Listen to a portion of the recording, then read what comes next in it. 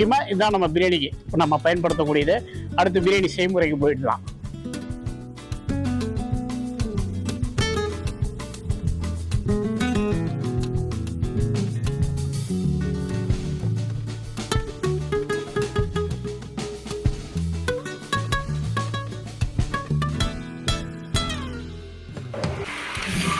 வெங்காயத்தை போடு.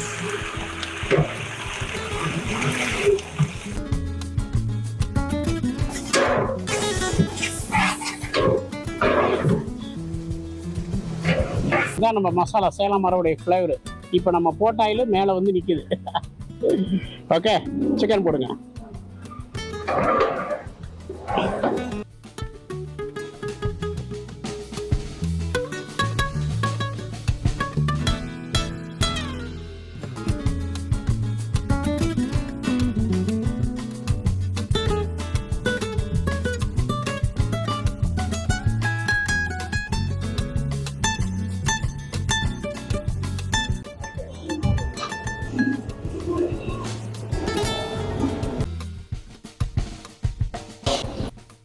சேலம் மாறார் பிரியாணி ரெடி ஆயிடுச்சு.